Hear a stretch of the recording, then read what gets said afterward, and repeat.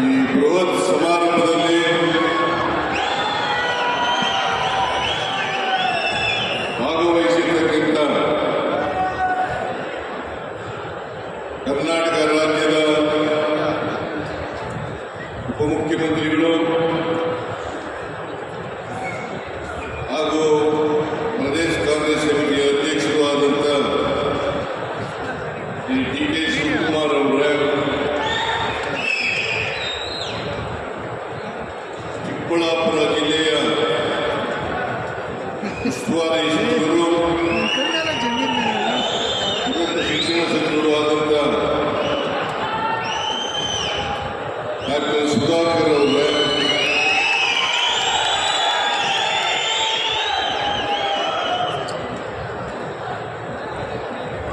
ಈ ತಾಲೂಕಿನಲ್ಲಿ ಆದಂಥ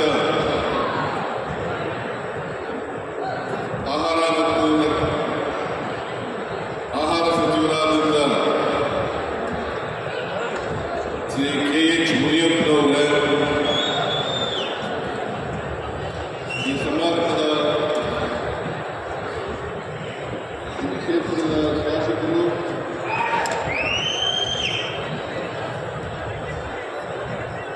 ನಿಮ್ಮೆಲ್ಲರ ಜನಪ್ರಿಯ ವ್ಯಕ್ತಿಯೂ ಆದಂಥ ಶ್ರೀ ರವಿಕುಮಾರ್ ಅವರೇ, ವೇದಿಕೆ ಮೇಲಿರ್ತಕ್ಕಂಥ ಎಲ್ಲ ಸಹೋದ್ಯೋಗಿ ಸಚಿವರೇ,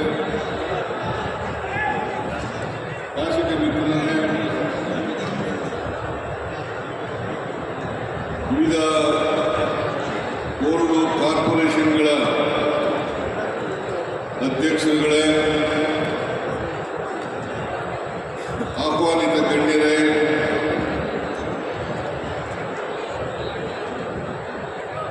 ಅಧಿಕಾರಿ ಸ್ನೇಹಿತರೇ, ಇಲ್ಲಿ ಇಷ್ಟೊಂದು ಬೃಹತ್ ಸಂಖ್ಯೆಯಲ್ಲಿ ಬಂದಿರತಕ್ಕಂಥ ಆತ್ಮೀಯ ಸೋದರ ಸೋದರಿಯರೇ, ಮಾಧ್ಯಮದ ಬಂಧುಗಳೇ, ಇವತ್ತು ಚಿಕ್ಕಬಳ್ಳಾಪುರ ಜಿಲ್ಲೆ ಶಿಡ್ಲಘಟ್ಟ ಕ್ಷೇತ್ರದಲ್ಲಿ ಸುಮಾರು 2,000 ಕೋಟಿ ರೂಪಾಯಿಗಳ ಅಭಿವೃದ್ಧಿ ಕಾರ್ಯಕ್ರಮಗಳು ನಡೀತಾ ಇದ್ದಾರೆ.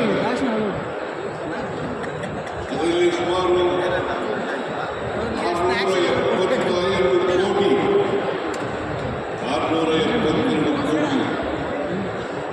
ಉದ್ಘಾಟನಾ ಕಾರ್ಯಕ್ರಮಗಳು, 1,328 ಕೋಟಿ ಶಂಕುಸ್ಥಾಪನೆ ಕಾರ್ಯಕ್ರಮ ನಡೀತಾ ಇದ್ದೇವೆ. ಅದ್ರ ಜೊತೆಗೆ ಹೈಟೆಕ್ ರೇಷ್ಮೆ ಗೂಡಿನ ಮಾರುಕಟ್ಟೆ ಕೂಡ ಇವತ್ತು ಶಂಕುಸ್ಥಾಪನೆ ನಡೀತಾ ಇದೆ. ಇದಕ್ಕೆ ಸುಮಾರು 200 ಕೋಟಿ ರೂಪಾಯಿಗಳನ್ನು ಖರ್ಚು ಮಾಡ್ತಾ ಇದ್ದೀವಿ. ಇದನ್ನು ನಾನೇ ಬಜೆಟ್ನಲ್ಲಿ ಘೋಷಣೆ ಮಾಡಿದ್ದೆ. ಇವತ್ತು ಶಂಕುಸ್ಥಾಪನೆ ಆಗ್ತಾ ಇದೆ. ಈ ಮಾರುಕಟ್ಟೆ ಆದರೆ ಇಡೀ ರಾಜ್ಯಕ್ಕೆ, ಬರೀ ಶಿಡ್ಲಘಟ್ಟ ಅಥವಾ ಚಿಕ್ಕಬಳ್ಳಾಪುರ ಜಿಲ್ಲೆಗೆ ಸೀಮಿತವಾಗಿರ್ತಕ್ಕಂಥ ಮಾರುಕಟ್ಟೆ ಅಲ್ಲ, ಇಡೀ ರಾಜ್ಯಕ್ಕೆ ರೇಷ್ಮೆ, ಹೈಟೆಕ್ ರೇಷ್ಮೆ ಗೂಡಿನ ಮಾರುಕಟ್ಟೆ ಆಗ್ತದೆ ಅಂತಕ್ಕಂಥ ಮಾತುಗಳನ್ನು ಈ ಸಂದರ್ಭದಲ್ಲಿ ಹೇಳಲಿಕ್ಕೆ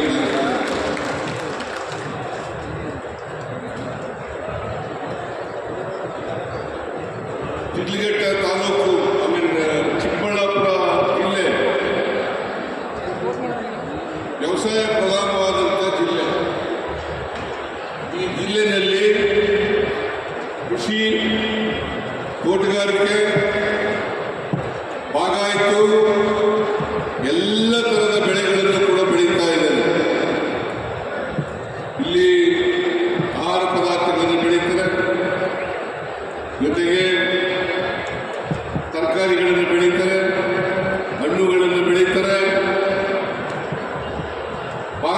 ಜಮೀನುಗಳಲ್ಲಿ ತೋಟವನ್ನು ಮಾಡ್ತಾರೆ. ಇಷ್ಟೆಲ್ಲ ಮಾಡ್ತಕ್ಕಂಥದ್ದು ನಮ್ಮ ರೈತರು ಅಂತಕ್ಕಂಥ ಮಾತುಗಳನ್ನು ಹೇಳಲಿಕ್ಕೆ ಬಯಸ್ತಾ ಇದ್ದೇನೆ. ಅದಕ್ಕೋಸ್ಕರ ಚಿಕ್ಕಬಳ್ಳಾಪುರ ಜಿಲ್ಲೆಯ ಎಲ್ಲ ರೈತರಿಗೆ ಧನ್ಯವಾದಗಳನ್ನು ಈ ಸಂದರ್ಭದಲ್ಲಿ ಹೇಳಲಿಕ್ಕೆ ಬಯಸ್ತಾ ಇದ್ದೇನೆ.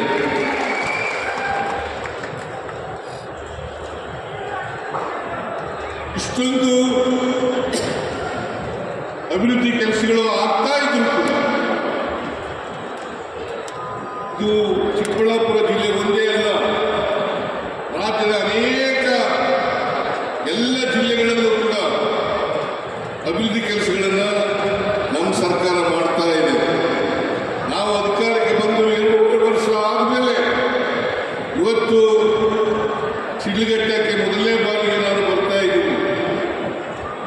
ಸುಮಾರು 2,000 ಕೋಟಿ ರೂಪಾಯಿಗಳಕ್ಕೂ ಹೆಚ್ಚು ಅಭಿವೃದ್ಧಿ ಕೆಲಸಗಳನ್ನು ಮಾಡ್ತಕ್ಕಂಥ ಕೆಲಸವನ್ನು ಮಾಡ್ತಾ ಇದ್ದೀವಿ ಅಂತಕ್ಕಂಥ ಮಾತುಗಳನ್ನು ಈ ಸಂದರ್ಭದಲ್ಲಿ ಹೇಳಲಿಕ್ಕೆ ಬಯಸ್ತಾ ಇದ್ದೀನಿ. ಅನೇಕ ಇಲಾಖೆಗಳು, ಸಣ್ಣ ನೀರಾವರಿ ಇಲಾಖೆ, ರೇಷ್ಮೆ ಇಲಾಖೆ, ತೋಟಗಾರಿಕೆ ಇಲಾಖೆ, ಕೃಷಿ ಇಲಾಖೆ, ಸಣ್ಣ ನೀರಾವರಿ ಇಲಾಖೆ, ಹಾಗೆಯೇ ಶಿಡ್ಲಘಟ್ಟ ಪಟ್ಟಣ ಮತ್ತು ಚಿಂತಾಮಣಿ ಪಟ್ಟಣ, ಈ ಪಟ್ಟಣಗಳಲ್ಲಿ ಕುಡಿಯುವ ನೀರು ಇದನ್ನ ಕೂಡ ಮಾಡ್ತಕ್ಕಂಥ ಕೆಲಸವನ್ನು ಮಾಡ್ತಾ ಇದ್ದೀವಿ. ಜೊತೆಗೆ 3ನೇ ಹಂತದ ಸುಮಾರು 164 ಕೆರೆಗಳಿಗೆ 164 ಕೆರೆಗಳಿಗೆ ನೀರನ್ನು ತುಂಬಿಸ್ತಕ್ಕಂಥ ಕೆಲಸವನ್ನು ಮಾಡ್ತಾ ಇದ್ದೀವಿ. ಎತ್ತಿನಹೊಳೆ ಪ್ರಾಜೆಕ್ಟ್ ಕೂಡ ಕೆರೆಗಳಿಗೆ ನೀರು ತುಂಬಿಸ್ತಕ್ಕಂಥ ಕೆಲಸವನ್ನು ಮಾಡ್ತಾ ಇದ್ದೀವಿ. ಅದು ಕುಡಿಯುವ ನೀರಿನ ಪ್ರಾಜೆಕ್ಟ್. ಹೀಗೆ ಕೋಟ್ಯಾಂತರ ರೂಪಾಯಿಗಳನ್ನು ನಮ್ಮ ಸರ್ಕಾರ ಖರ್ಚು ಮಾಡ್ತಾ ಇದೆ ಅಂತಕ್ಕಂಥ ಮಾತುಗಳನ್ನು ಹೇಳಲಿಕ್ಕೆ ಬಯಸ್ತಾ ಇದ್ದೀನಿ. ಈಗಾಗಲೇ ನನ್ನ ಮುಂದೆ ಮಾತನಾಡಿದಂಥ ಅನೇಕ ಜಮೀರ್ ಅಹಮದ್ ಖಾನ್, ಮುನಿಯಪ್ಪನವರು ಮತ್ತೆ ಸುಧಾಕರ್ ಅವರು, DK ಶಿವಕುಮಾರ್ ಅವರು ಅವರವರ ಇಲಾಖೆಯಲ್ಲಿ ಮತ್ತು ಸರ್ಕಾರ ಹಮ್ಮಿಕೊಂಡಿರ್ತಕ್ಕಂಥ ಕಾರ್ಯಕ್ರಮಗಳನ್ನು ಪ್ರಸ್ತಾಪ ಮಾಡಿದ್ದಾರೆ. ನಾನು ಮತ್ತೆ ಪ್ರಸ್ತಾಪ ಮಾಡಲಿಕ್ಕೆ ಹೋಗಲ್ಲ. ಇವತ್ತು ಗ್ಯಾರಂಟಿ ಯೋಜನೆಗಳನ್ನು ಇವುಗಳಲ್ಲದೆ ಗ್ಯಾರಂಟಿ ಯೋಜನೆಗಳನ್ನು ರೂಪಿಸ್ತಕ್ಕಂಥ ಕೆಲಸವನ್ನು ನಾವು ಮಾಡಿದ್ದೀವಿ. ಅದನ್ನು ರೂಪಿಸಿದಾಗ ಚುನಾವಣೆಗಿಂತ ಮುಂಚಿತವಾಗಿ ನಾನು DK ಶಿವಕುಮಾರ್ ಅವರನ್ನು ಪ್ರಸ್ತಾಪ ಮಾಡಿದಾಗ ನಾವು ಈ ಗ್ಯಾರಂಟಿ ಯೋಜನೆಗಳನ್ನು ಜಾರಿ ಕೊಡ್ತೇವೆ, ಅದು ಎಷ್ಟೇ ಕೋಟಿ ರೂಪಾಯಿ ಆಗಲಿ ಕೊಟ್ಟ ಮಾತಂತ ನಡ್ಕೊತೀವಿ ಅಂತ ಹೇಳಿದಾಗ ಅದನ್ನು ನಂಬಲಿಕ್ಕೆ ಯಾರೂ ಕೂಡ ತಯಾರಿರಲಿಲ್ಲ. ರಾಜಸ್ಥಾನದಲ್ಲಿ ಈ ದೇಶದ ಪ್ರಧಾನಮಂತ್ರಿ ಪ್ರಸ್ತಾಪ ಮಾಡಿದರು. ಅವರ ಭಾಷಣದಲ್ಲಿ ಹೇಳಿದರು, ಈ ಗ್ಯಾರಂಟಿ ಯೋಜನೆಗಳನ್ನು ಜಾರಿ ಮಾಡಲಿಕ್ಕೆ ಸಾಧ್ಯ ಇಲ್ಲ. ಒಂದು ವೇಳೆ ಅಟಿಕ್ ಬಿದ್ದು ಕರ್ನಾಟಕ ಸರ್ಕಾರ ಜಾರಿ ಮಾಡಿದರೆ ಸರ್ಕಾರ ಆರ್ಥಿಕವಾಗಿ ದಿವಾಳಿಯಾಗುತ್ತದೆ ಅಂತ ಹೇಳಿದರು. ಈಗ ನಮ್ಮ ಗ್ಯಾರಂಟಿ ಯೋಜನೆಗಳನ್ನು ಎಲ್ಲ ಬಿಜೆಪಿ ರಾಜ್ಯಗಳಲ್ಲಿ ಕಾಪಿ ಹೊಡಿಲಿಕ್ಕೆ ಪ್ರಾರಂಭ ಮಾಡಿಬಿಟ್ಟಿದ್ದಾರೆ. ಕಾಪಿ ಹೊಡಿಲಿಕ್ಕೆ ಪ್ರಾರಂಭ ಮಾಡಿ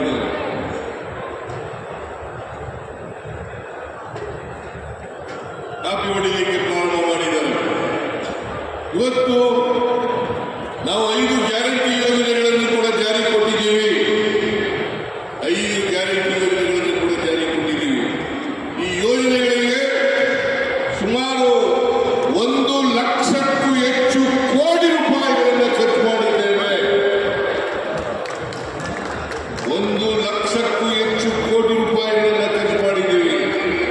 ವಿರೋಧ ಪಕ್ಷದವರು ಹೇಳ್ತಾರೆ ಕರ್ನಾಟಕ ಸರ್ಕಾರದಲ್ಲಿ ದುಡ್ಡಿಲ್ಲ, ಅಭಿವೃದ್ಧಿ ಕೆಲಸಗಳು ನಡೀತಾ ಇಲ್ಲ, ಕರ್ನಾಟಕ ಸರ್ಕಾರ ದಿವಾಳಿಯಾಗಿದೆ, ಆರ್ಥಿಕವಾಗಿದೆ ಅಂತ ಮಾತುಗಳನ್ನು ಹೇಳ್ತಾರೆ. ಆರ್ಥಿಕವಾಗಿ ದಿವಾಳಿಯಾಗಿದ್ರೆ ಕರ್ನಾಟಕ ಸರ್ಕಾರದಲ್ಲಿ ದುಡ್ಡೇ ಇಲ್ಲೇ ಹೋಗಿದ್ರೆ 1,00,000 ಕೋಟಿ ರೂಪಾಯಿಗಳನ್ನು ಖರ್ಚು ಮಾಡಲಿಕ್ಕೆ ಸಾಧ್ಯ ಆಗ್ತಿತ್ತೆ ಅಂತಕ್ಕಂಥ ಮಾತುಗಳನ್ನು ಹೇಳಲಿಕ್ಕೆ ಬಯಸ್ತಾರೆ. ಇಲ್ಲಿ ಮಹಿಳೆಯರಿದ್ದಾರೆ, ಶಕ್ತಿ ಯೋಜನೆ, ಎಲ್ಲ ಮಹಿಳೆಯರು ಕೂಡ, ರಾಜ್ಯದ ಎಲ್ಲ ಮಹಿಳೆಯರು ಕೂಡ ಸರ್ಕಾರಿ ಬಸ್ಸುಗಳಲ್ಲಿ ಫ್ರೀಯಾಗಿ ಪ್ರಯಾಣ ಮಾಡಬಹುದು. ಏನಮ್ಮ ತಾಯಿ ಕೈ ಎತ್ತಿ ನೋಡೋಣ. ನೋಡಿ, ಇವರೆಲ್ಲ ಫ್ರೀಯಾಗಿ ಪ್ರಯಾಣ ಮಾಡ್ತಾ ಇದ್ದಾರೆ. ಯಾವ ರಾಜ್ಯದಲ್ಲಿ ಹೇಳಿ, ಯಾವ ರಾಜ್ಯದಲ್ಲಿ ಫ್ರೀಯಾಗಿ ಇಲ್ಲ? ಎಲ್ಲರೂ ಪ್ರಯಾಣ ಮಾಡ್ತಕ್ಕಂಥದ್ದು. ಆಮೇಲೆ ಗೃಹಲಕ್ಷ್ಮಿ ಯೋಜನೆ, ನಮ್ಮ ಲಕ್ಷ್ಮಿ ಹೆಬ್ಬಾಳಕರಲ್ಲೇ ಕೂತಿದ್ದಾರೆ. 1,26,00,000 ಮಹಿಳೆಯರು ಮನೆ ಯಜಮಾನಿಗೆ ಪ್ರತಿ ತಿಂಗಳು 2,000 ಕೋಟಿ ರೂಪಾಯಿ 2,000 ರೂಪಾಯಿಗಳನ್ನ ಕೊಡ್ತಾ ಇದ್ದೇವೆ. ಹೌದು ಅಲ್ಲ? ಕೊಡ್ತಾ ಇದ್ದೀವ ಇಲ್ಲ? ಕೊಡ್ತಾ ಇದ್ದೀವ ಇಲ್ಲ? ಇದು ಬಿಜೆಪಿ ಸರ್ಕಾರ ಕೊಡ್ತಾ ಇದ್ದ? ಸರ್ಕಾರ ಕೊಡ್ತಾ ಇದ್ದ?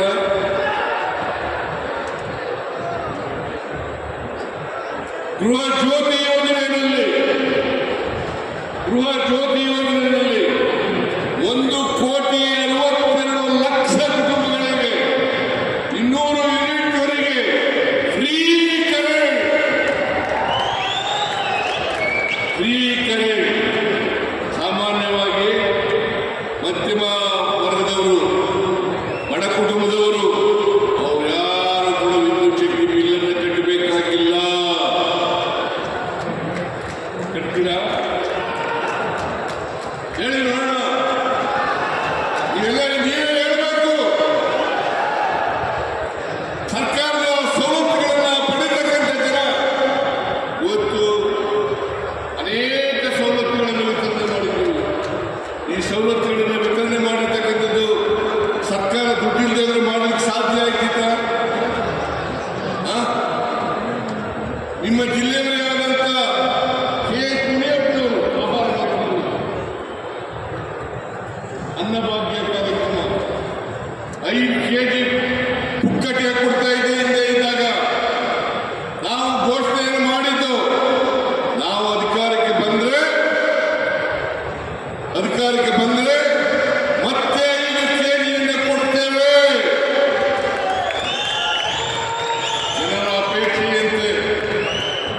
ಜನರ ಅಪೇಕ್ಷೆಯಂತೆ 5 kg ಹಣವನ್ನು ಕೊಡ್ತಾ ಇದ್ದು, ಅದರ ಬದಲಿಗೆ ಬೇರೆ ಪದಾರ್ಥಗಳನ್ನು ಕೊಡ್ತಾ ಇದ್ದೇವೆ. ಸಕ್ಕರೆ, ಉಪ್ಪು, ಎಣ್ಣೆ, ಬೇಳೆ, ಎಲ್ಲ ಪದಾರ್ಥಗಳನ್ನು ಕೂಡ ಕೊಡ್ತಾ ಇದ್ದೇವೆ. ನಿಮ್ಗೆಲ್ಲ ಒಪ್ಪಿಗೆ ಇದೆಯಲ್ವಾ?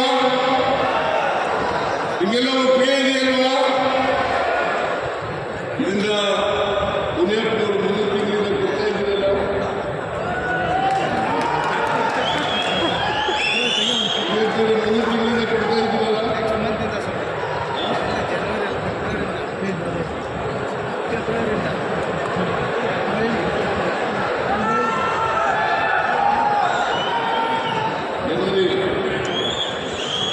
ಈ ಎಲ್ಲ ಪದಾರ್ಥಗಳನ್ನು ಕೂಡ 5 kg ಅಕ್ಕಿ ಮತ್ತು ಈ ಪದಾರ್ಥಗಳನ್ನ ಜನವರಿ ತಿಂಗಳಿಂದ ಕೊಡ್ತಾ ಇದ್ದೇವೆ.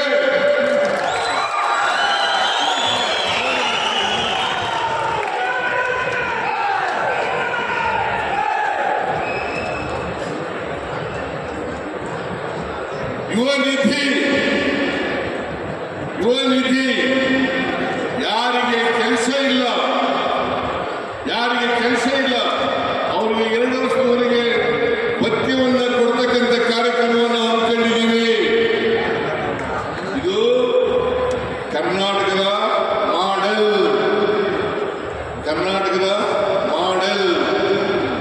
ಹೇಳ್ತಾ ಇದ್ರು. ನರೇಂದ್ರ ಮೋದಿ ಅವರು ಹೇಳ್ತಾ ಇದ್ರು, ಗುಜರಾತ್ ಮಾಡುವ ಸರ್ಕಾರ ಎಲ್ಲ ಕಡೆ ಮಾಡ್ತೀವಿ ಅಂತ ಹೇಳ್ತಾ ಇದ್ರು. ಇದು ಕರ್ನಾಟಕ ಮಾದರಿ ಸರ್ಕಾರ. ಇದನ್ನು ನಾವು ಮಾಡಿದ್ದೇವೆ. ನಾವು ಮಾಡಿರ್ತಕ್ಕಂಥ ಅನೇಕ ಅಭಿವೃದ್ಧಿ ಕಾರ್ಯಕ್ರಮಗಳನ್ನು ಬಿಜೆಪಿ ಅಧಿಕಾರದಲ್ಲಿರ್ತಕ್ಕಂಥ ರಾಜ್ಯಗಳು ಕಾಪಿ ಹೊಡೆದಿದ್ದಾವೆ ಅಂತಕ್ಕಂಥ ಮಾತುಗಳನ್ನು ಹೇಳಿ ಯಾವ ಪ್ರಧಾನಮಂತ್ರಿ ಯಾವ ಬಿಜೆಪಿ ನಾಯಕರು ಹೀಯಾಳಿಸ್ತಾ ಇದ್ರು ಕಾರ್ಯಕ್ರಮಗಳನ್ನ, ಇವನ್ನ ಜಾರಿ ಮಾಡಕ್ಕಾಗಲ್ಲ ಅಂತ ಹೇಳ್ತಾ ಇದ್ರು. ಅವರೇ ಒಂದು ನಡೀತಲ್ಲ ಚುನಾವಣೆ, ಉದಾಹರಣೆಗೆ ನಡೀತಕ್ಕಂಥ ಚುನಾವಣೆಯಲ್ಲಿ 10,000 ರೂಪಾಯಿ ಬಡ ಕುಟುಂಬಗಳಿಗೆ 1 ವರ್ಷದವರೆಗೆ 1 ವರ್ಷ ಕೊಟ್ಟಿದ್ದಾರೆ. ಅದರಿಂದ ಅವರು ಗೆಲ್ಲಲಿಕ್ಕೆ ಸಾಧ್ಯ ಆಯಿತು ಅಂತಕ್ಕಂಥದ್ದನ್ನು ಅರ್ಥ ಮಾಡ್ತಕ್ಕಂಥಾಗ್ತದೆ. ಸೊ ಹೀಗೆ ಕರ್ನಾಟಕ ಅನೇಕ ಅಭಿವೃದ್ಧಿ ಕೆಲಸಗಳನ್ನು ಮಾಡ್ತೇವೆ. ಜೊತೆಗೆ ಗ್ಯಾರಂಟಿ ಯೋಜನೆಗಳನ್ನು ಕೂಡ ಜಾರಿ ಕೊಟ್ಟಿದ್ದೇವೆ. ನಾವು ಕಾರಣಕ್ಕೂ ನಿಲ್ಲಿಸಲ್ಲ ಹೇಳ್ತಾ ಇದ್ರು ಬಿಜೆಪಿಯವರು. ಪಾರ್ಲಿಮೆಂಟ್ ಎಲೆಕ್ಷನ್ ಆದಮೇಲೆ ಸಿದ್ದರಾಮಯ್ಯನವರು ನಿಲ್ಲಿಸ್ಬಿಡ್ತಾರೆ, ಈ ಕಾರ್ಯಕ್ರಮಗಳನ್ನು ನಿಲ್ಲಿಸ್ಬಿಡ್ತಾರೆ, ಸರ್ಕಾರದಲ್ಲಿ ದುಡ್ಡಿಲ್ಲ. ನಾನು ಕೇಳ್ತೀನಿ ಬಿಜೆಪಿಯವರಿಗೆ, ಸುಳ್ಳು ಅಪಪ್ರಚಾರ ಮಾಡಕ್ಕೆ ಹೋಗಬೇಡಿ. ಜನರಿಗೆ ಗೊತ್ತಾಗಿದೆ ನೀವು ಸುಳ್ಳು ಹೇಳ್ತೀರಿ ಅಂತ ಗೊತ್ತಾಗಿದೆ. 2.5 ವರ್ಷ ಜಾರಿ ಕೊಟ್ಟಿದ್ದೀವಿ, ಮುಂದೇನೂ ಕೂಡ ಕೊಡುತ್ತೇವೆ ಅಂತಕ್ಕಂಥ ಮಾತುಗಳನ್ನು ಹೇಳಲಿಕ್ಕೆ ಬಯಸ್ತಾ ಇದ್ದೇನೆ. ಅದರಿಂದ ನಾವು ಯಾವ ಕಾರಣಕ್ಕೂ ಕೂಡ ನಿಲ್ಲಿಸಲ್ಲ. ಇವತ್ತು ಕರ್ನಾಟಕದಲ್ಲಿ ಪರಿಶಿಷ್ಟ ಜಾತಿ ಪರಿಶಿಷ್ಟ ವರ್ಗದ ಜನರಿಗೆ SCP TSP ಕಾಯ್ದೆಯನ್ನು ಜಾರಿ ತಂದದ್ದು ಕಾಂಗ್ರೆಸ್ ಸರ್ಕಾರ. ಹಿಂದೆ ಮುಖ್ಯಮಂತ್ರಿ ಆಗಿರುವಾಗ 2003ರಿಂದ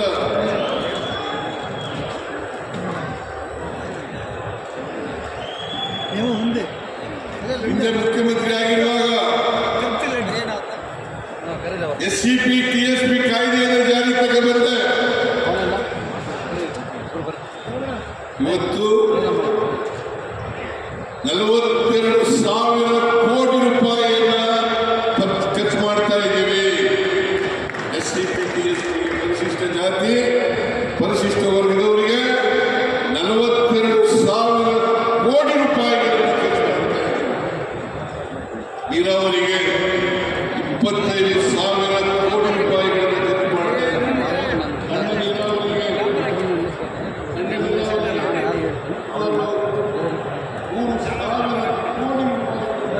ಖರ್ಚು ಮಾಡ್ತಾ ಇದ್ದೀವಿ. ಇವತ್ತು ಇನ್ನೂ ಕೂಡ 350 ಕೋಟಿ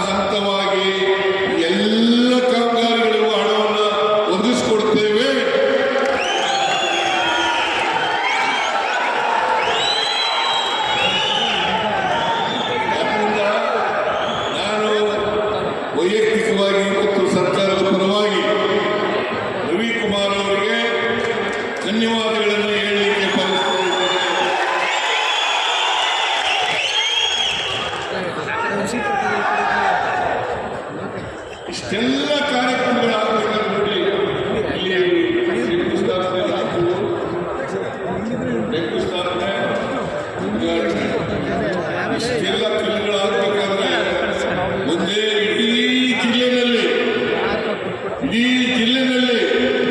2,000 ಕೋಟಿ ರೂಪಾಯಿಗಳ ಅಭಿವೃದ್ಧಿ ಕಾರ್ಯಕ್ರಮಗಳನ್ನು ಮಾಡ್ತಕ್ಕಂಥಕ್ಕೆ ಶಂಕುಸ್ಥಾಪನೆ ಉದ್ಘಾಟನೆ. ಇಷ್ಟು ಕಲ್ಲುಗಳು ಹಾಕಿದೀವಲ್ಲ, ಅವ್ರು ಬಂದು ನೋಡ್ಬೇಕ ಬೇಡ? ಬಿಜೆಪಿಯವರು ಬಂದು ನೋಡ್ಬೇಕ ಬೇಡ? ದಯಮಾಡಿ ನೀವು ನನಗೆ ಆಶೀರ್ವಾದ ಮಾಡಿದ್ರಿ, ಕಳೆದ ಚುನಾವಣೆಯಲ್ಲಿ ಆಶೀರ್ವಾದ ಮಾಡಿದ್ರಿ. ನಿಮ್ಮ ಆಶೀರ್ವಾದದಿಂದ ನಾವು ಅಧಿಕಾರದಲ್ಲಿದ್ದೇವೆ. 138 ಶಾಸಕರನ್ನು ಗೆಲ್ಲಿಸಿಕೊಟ್ಟಿದ್ರಿ. 138 ಶಾಸಕರನ್ನು ಗೆಲ್ಲಿಸಿಕೊಟ್ಟಿದ್ದೀರಿ. ನಾವು ಅನೇಕ ಭರವಸೆಗಳನ್ನು ಕೊಟ್ಟಿದ್ದು, ಸುಮಾರು 500 ಚಿಲ್ಲರೆ ಭರವಸೆಗಳನ್ನು ಕೊಟ್ಟಿದ್ದು. ಆ ಭರವಸೆಗಳಲ್ಲಿ 242 ಭರವಸೆಗಳನ್ನು ಈಡೇರಿಸಿದ್ದೇವೆ. ಸುಧಾಕರ್ ಇದ್ದಾರಲ್ಲ, ಗಲಾಟೆ ಮಾಡಲ್ಲ, ಎತ್ತಿ ಎಲ್ಲ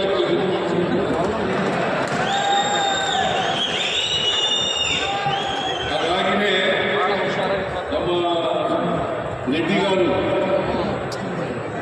ಅಭ್ಯರ್ಥಿ ಶಾಸಕರು ಏನು ಸರ್ ಸಿದ್ದಾಮಣಿ ಜಾಸ್ತಿ ಮಾಡ್ಕೊಟ್ಟಿದ್ದೀರಿ, ನಾವು ಕಡಿಮೆ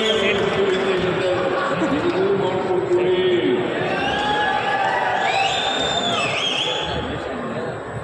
ಸ್ವಾಮಿಗಳ ನೀನು ಯೋಚನೆ ಮಾಡೋಣ, ಅದೇ ನೀನು ಯೋಚನೆ ಮಾಡೋಣ. ಈಗ ರವಿಕುಮಾರ್ ಅವರಿಗೆ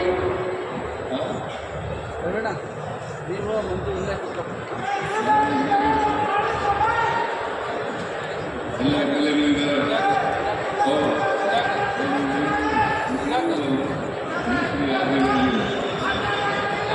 ಕ್ಷಮಿಸಬೇಕು.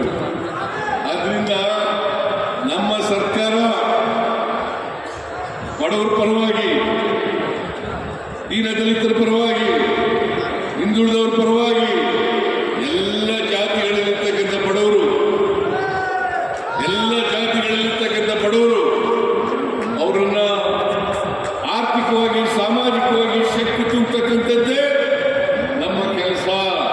ಇದೇ ಸ್ವಾತಂತ್ರ್ಯ. ಇವರೆಲ್ಲರಿಗೂ ಶಕ್ತಿ ತುಂಬತಕ್ಕಂಥದ್ದೇ, ಆರ್ಥಿಕವಾಗಿ, ಸಾಮಾಜಿಕವಾಗಿ ಶಕ್ತಿ ತುಂಬತಕ್ಕಂಥದ್ದೇ ಸ್ವಾತಂತ್ರ್ಯ ಬಂದದಕ್ಕೆ ಸಾರ್ಥಕ. ಎಲ್ಲ ಕೆಳಮಟ್ಟದ ಜನ ಮುಖ್ಯವಾಗಿ ಬರಬೇಕು. ಅವೆಲ್ಲ ಈ ಬಡವರು ಬರಬೇಕಾ ಬೇಡ? ಅದನ್ನೇ ನಾವು ಮಾಡ್ತಾ ಇರೋದು. ಗ್ಯಾರಂಟಿ ಯೋಜನೆಗಳನ್ನು ಮಾಡ್ತಾ ಇರೋದು ಯಾಕಪ್ಪ ಅಂತಂದ್ರೆ ಆರ್ಥಿಕವಾಗಿ, ಸಾಮಾಜಿಕವಾಗಿ ಶಕ್ತಿ ತುಂಬತಕ್ಕಂಥದ್ದು. ಬಾಬಾ ಸಾಹೇಬ್ ಅಂಬೇಡ್ಕರ್ ಅವರು ಹೇಳ್ತಾ ಇದ್ರು, ಎಲ್ಲಿಯವರೆಗೆ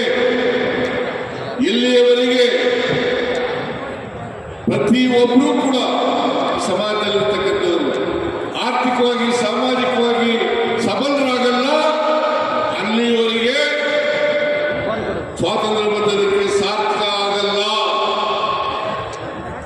ಸ್ವಾತಂತ್ರ್ಯ ಬಂದದ್ದು ಸಾರ್ಥಕ ಆಗಬೇಕಾದ್ರೆ ಪ್ರತಿಯೊಬ್ಬರಿಗೂ ಕೂಡ ಆರ್ಥಿಕ, ಸಾಮಾಜಿಕ ಶಕ್ತಿ ಬರಬೇಕು. ಜಾತಿ ವ್ಯವಸ್ಥೆ ಹೋಗ್ಬೇಕು, ವರ್ಗ ವ್ಯವಸ್ಥೆ ಹೋಗ್ಬೇಕು, ಸಮಾಜ ನಿರ್ಮಾಣ ಆಗಬೇಕು ಅಂತ ಇವತ್ತು ನಾವು ಮಾಡ್ತಾ ಇದ್ದೀವಿ. ಪ್ರಾಥಮಿಕ ಶಾಲಾ ಕಾಲೇಜುಗಳಲ್ಲಿ ಸಂವಿಧಾನದ ಪೀಠಿಕೆಯನ್ನು ಓದಿಸ್ತಕ್ಕಂಥ ಕೆಲಸವನ್ನು ಮಾಡ್ತಾ ಇದ್ದೀವಿ.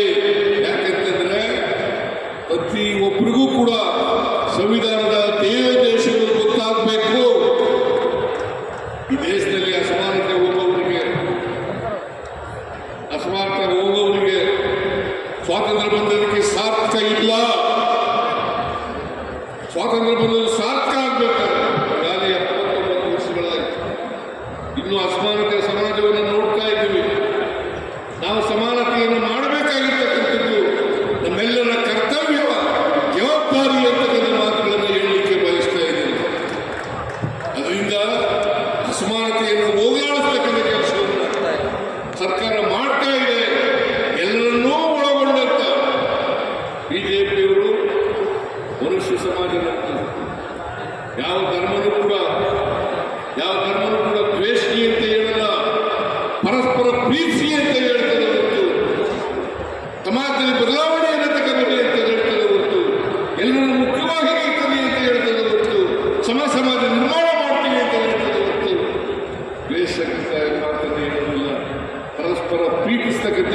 ಕೆಲಸವನ್ನು ಮಾಡಬೇಕಾಗ್ತದೆ. ಅದಕ್ಕೋಸ್ಕರ ನಮ್ಮ ಸರ್ಕಾರ ಎಲ್ಲರನ್ನೂ ಒಳಗೊಂಡಂತ ಅವರು ಹಿಂದೂಗಳಿರಲಿ, ಮುಸಲ್ಮಾನರಿರಲಿ, ಕ್ರಿಶ್ಚಿಯನ್ರಿರಲಿ, ಬೌದ್ಧರಿರಲಿ, ಸಿಖ್ರಿರಲಿ, ಎಲ್ಲರೂ ಕೂಡ ಸರ್ವ ಜನಾಂಗದ ಶಾಂತಿಯ ತೋಟವನ್ನು ಮಾಡ್ತಕ್ಕಂಥದ್ದೇ ಈ ಸರ್ಕಾರದ ಉದ್ದೇಶ, ಗುರಿ ಅಂತಕ್ಕಂಥ ಮಾತುಗಳನ್ನು ಹೇಳಲಿಕ್ಕೆ ಬಯಸ್ತಾ ಇದ್ದಾರೆ. ಸರ್ವ ಜನಾಂಗದ ಶಾಂತಿಯ ತೋಟ ಆಗ್ತದೆ. ಹಿಂದೂಗಳಿರಲಿ, ಮುಸಲ್ಮಾನರಿರಲಿ, ಕ್ರಿಶ್ಚಿಯನ್ರಿರಲಿ, ಬೌದ್ಧರಿರಲಿ, ಸಿಖ್ರಿರಲಿ, ಜೈನರಿರಲಿ, ಯಾರೇ ಆಗಲಿ, ಅನೇಕ ಜಾತಿಗಳಿದ್ದಾವೆ, ಅನೇಕ ಧರ್ಮಗಳಿದ್ದಾವೆ. ನಾವು ಇನ್ನೊಂದು ಧರ್ಮವನ್ನು ದ್ವೇಷಿಸ್ತಕ್ಕಂಥದ್ದಲ್ಲ. ಇನ್ನೊಂದು ಧರ್ಮವನ್ನ, ಬೇರೆ ಧರ್ಮವನ್ನ ಸಹಿಷ್ಣುತೆಯಿಂದ ಕಾಣ್ತಕ್ಕಂಥದ್ದೇ ನಮ್ಮ ಸಂವಿಧಾನ ಹೇಳ್ತಕ್ಕಂಥದ್ದು. ಸಹಬಾಳ್ವೆಯನ್ನು ಮಾಡ್ತಕ್ಕಂಥದ್ದೇ ಸಂವಿಧಾನ ಹೇಳ್ತಕ್ಕಂಥದ್ದು. ಇದರಲ್ಲಿ ನಂಬಿಕೆ ಇಟ್ಕೊಂಡಿರ್ತಕ್ಕಂಥದ್ದು ಪಾರ್ಟಿ ಕಾಂಗ್ರೆಸ್ ಪಕ್ಷ ಅಂತಕ್ಕಂಥದ್ದನ್ನ ಹೇಳಲಿಕ್ಕೆ ಬಯಸ್ತಾ ಇದ್ದೇನೆ. ಅದರಿಂದ ಬಿಜೆಪಿಯವರ ಮಾತುಗಳಿಗೆ ಕಿವಿಗೊಡಕ್ಕೆ ಹೋಗ್ಬೇಡಿ. ಸುಳ್ಳು ಹೇಳ್ತಾ ಇದ್ದಾರೆ.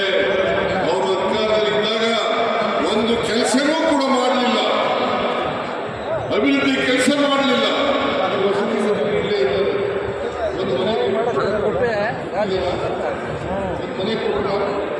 ಮನೆ ಕೊಡಲಿಲ್ಲ.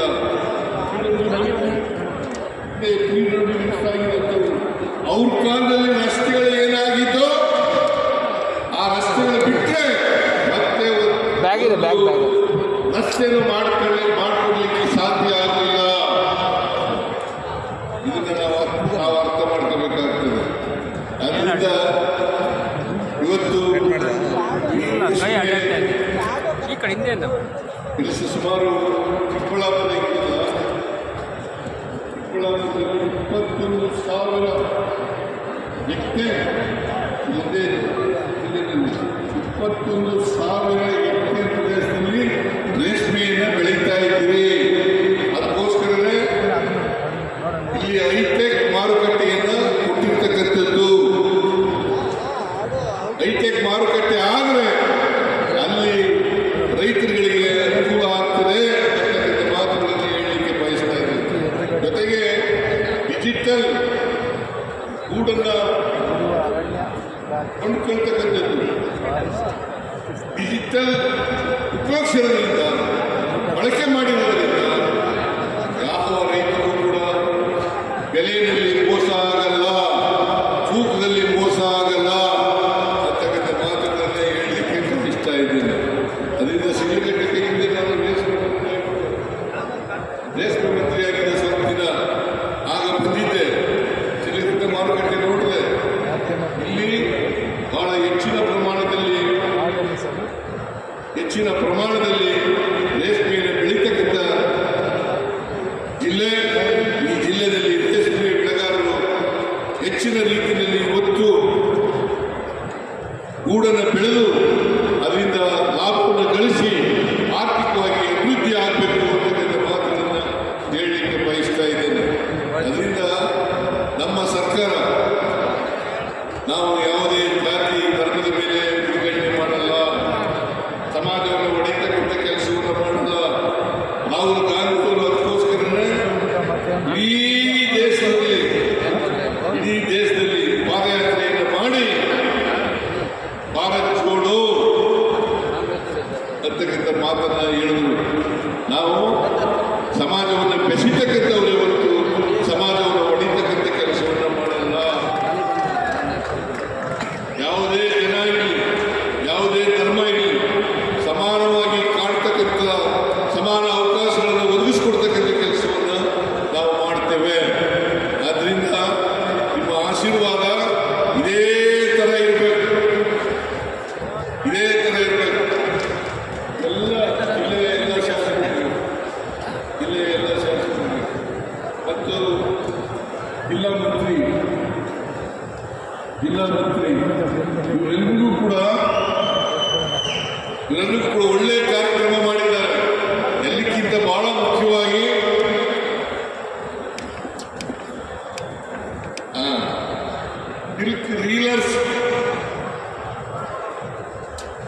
ನಮ್ಮ ರಾಜಕೀಯ ಸಲಹೆಗಾರರಾದಂಥ ನಜೀರ್ ಅಹಮದ್ ಅವರು ರೀಲರ್ಸ್ ಬಗ್ಗೆ ಕೂಡ ಮಾತಾಡಿ ಅಂತ ಹೇಳಿದರೆ ರೀಲರ್ಸ್ಗೂ ಕೂಡ ಸಹಾಯ ಮಾಡತಕ್ಕಂಥ ಕೆಲಸವನ್ನು ನಮ್ಮ ಸರ್ಕಾರ ಮಾಡ್ತದೆ. ಯಾಕಂದ್ರೆ ರೀಲರ್ಸ್ ಇದ್ರೇನೆ ರೇಷ್ಮೆ ಕೃಷಿ ಮಾಡ್ತಕ್ಕಂಥವ್ರು ಅಭಿವೃದ್ಧಿ ಆಗಲಿಕ್ಕೆ ಸಾಧ್ಯ ಆಗ್ತದೆ. ರೀಲರ್ಸ್ ಇದ್ರೆ ಮಾರುಕಟ್ಟೆ ನಡೀತದೆ.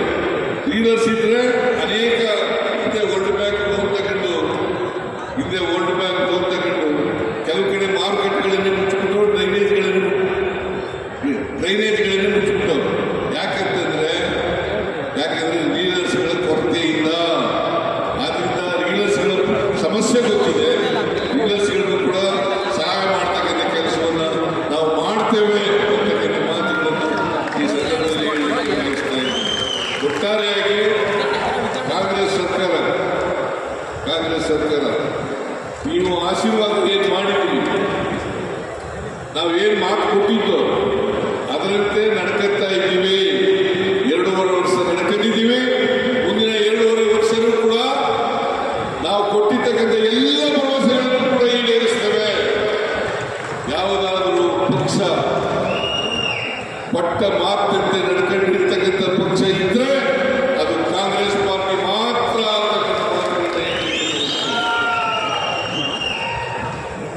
ವಿಧಾನಸಭಾ ಚುನಾವಣೆ 2028 ಬರ್ತದೆ. ನಿಮ್ಮ ಆಶೀರ್ವಾದ ಯಾವಾಗಲೂ ಕೂಡ ಇದೆ.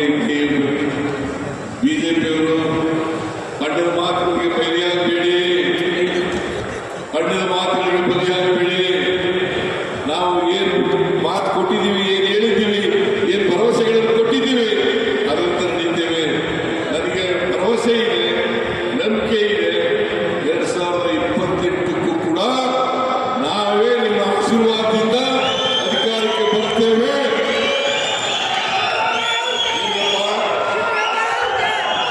ಎತ್ತಿ ನೋಡೋಣ. ನೀವ್ಯಾರು ಕೈ ಎತ್ತದೆ ಇಲ್ವಲ್ಲ?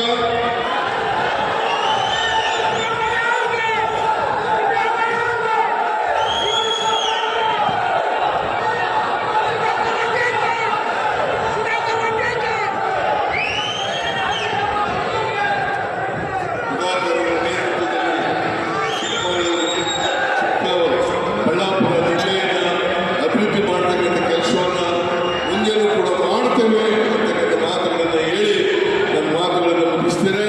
ಜೈ ಹಿಂದ್, ಜೈ ಕರ್ನಾಟಕ, ಜೈ ಸಂವಿಧಾನ.